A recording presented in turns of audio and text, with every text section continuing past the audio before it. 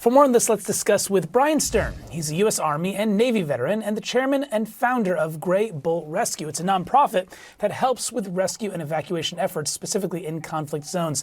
Bryan, thank you so much for joining us this morning to talk through this ongoing search that has been occurring for this second crew member. Listen, you've been involved in high-level evacuations. Israel, you also helped Venezuelan opposition leader Maria Corina Machado escape Venezuela.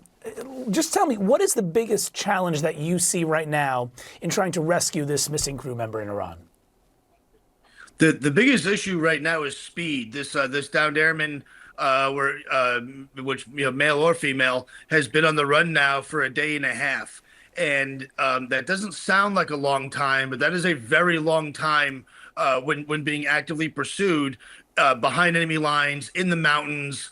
Limited communications, and also possibly injured. So speed is the big one, because the Iranian forces are actively pursuing him or her, because the locals are actively pursuing him or her. They have limited food, they have limited water. It's very hard to sustain and hide indefinitely. So I would say that time is actually becoming the biggest problem. Well, can we talk a little bit more about those specifics? Because as we noted, you've experienced a bunch of different environments. Here, as you noted, intense terrain. You have Iranians, you have Iran itself looking for this crew member. It's also an active war zone. How does that impact how the rescuers need to approach this mission? Carefully. My team and I, we just completed our 810th mission. We do ops all over the world, operations exactly like this, and they're all dangerous. Rescues are not war zone Uber. It's not as simple as fly a helicopter in, get on the radio, talk to the pilot. Where are you? It's not like TV where they just throw a smoke grenade and the helicopter lands and that's the end of the show. It's much more complex. It's very dangerous. The Iranians have demonstrated that they can project kinetic force thousands of miles away. Certainly, they can project kinetic force inside their own borders to the extent that they're shooting airplanes down. So, in this region, you have tribal issues. You have local people who are tribesmen who may or may not be aligned with the current Iranian regime. So when the Iranian regime says, we'll give you a reward, bring us the pilot alive, that sounds very ominous, but that's actually a very good thing. That means that the Iranian regime is trying to incentivize the people to not execute the American pilot on site. So that's a good thing. The catch is that not everyone cares about money.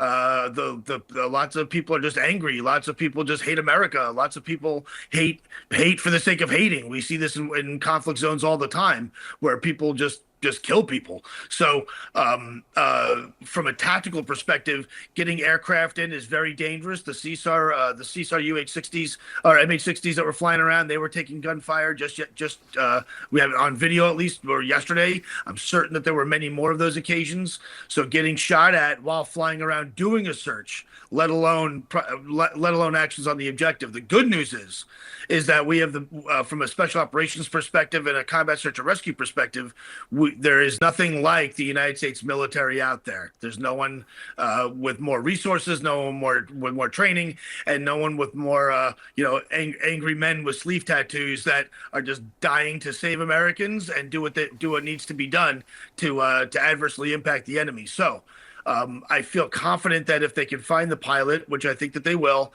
and when they can get that pilot to a safe spot, which I think that they will, when that actually all goes down, the area will be relatively secured.